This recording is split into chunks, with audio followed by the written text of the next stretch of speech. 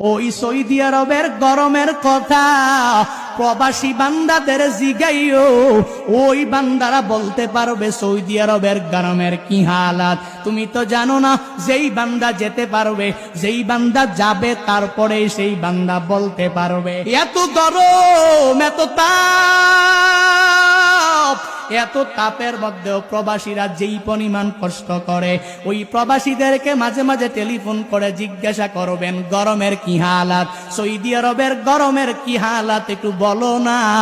তখন বুঝতে পারবা ওই তাবুকের যুদ্ধের সময়ে কি পরিমাণ গরম, কি পরিমাণ গরম আবহাওয়া। বলে আসমান থেকে অগ্নি বৃষ্টিগুলো মনে হলো নিচের মধ্যে পড়তেছে।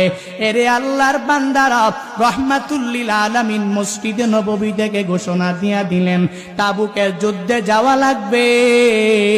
কোন কোন আমার সাহাবায়ে কেরামরা তৈয়ার আছো? অর্থনৈতিক অবস্থা ভালো না, যেই সাহাবায়ে কেরামরা আজকের এই তাবুকের যুদ্ধে একটা টাকাও যে দান করতে পারবা, এর বদৌলতে আল্লাহ তোমাদেরকে মাওলা জান্নাত দিয়া দিবে। আমার মাওলার মালিকের দল করো, এই দলে তুমি নিজেকে সংসদ সদস্য বানায় নাও, এই দলের মধ্যে নিজেরে তুমি মেম্বার বানায় নাও। এই জন্য তো বলি ২৫০০ মানুষেরা নিজেরে চালাক বানাও, তবে দুনিয়াবি লাইনের চালাক বানায়ও না। দ্বীনি লাইনের অনেক অনেক বড় চালাক তুমি কেমনে বানাইবা? বলে দ্বীনি লাইনে প্রতিযোগিতা করো, দ্বীনি লাইনে প্রতিযোগিতা করো। দুনিয়াবি লাইনের প্রতিযোগিতা আমিও তো কম করলাম না, আরেকজনও কম করলো না, আরেকজনও কম করলো না। শুধু দুনিয়াবি লাইনে কে দামি বাড়ি করলো, আমি কেন পারলাম না? সে একটা দামি গাড়ি কিনে ফেললো, আমি কেন পারি নাই?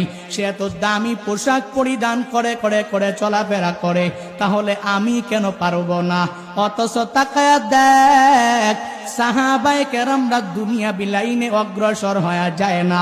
কেউ কাউকে দেখলেই জিজ্ঞাসা করে না এত দামি তুমি গাড়ি কেমনে করলা, এত দামি বাহন তুমি কেমনে ক্রয় করলা, এত দামি সুন্দর ঘর তুমি কেমনে বানাইলা, এত দামি পোশাক তুমি কেমনে কোত্থেকে কিনলা, পরিধান করলা।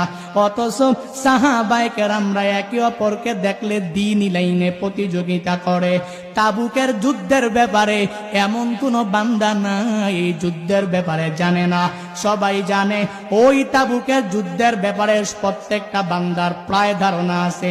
ইসলামের ইতিহাস সম্পর্কে, হিস্টোরি সম্পর্কে যেই বান্দারা জানে, ওই বান্দা বলতে পারবে তাবুকের যুদ্ধ যেই সময়ে হয়েছিল, ওই সময়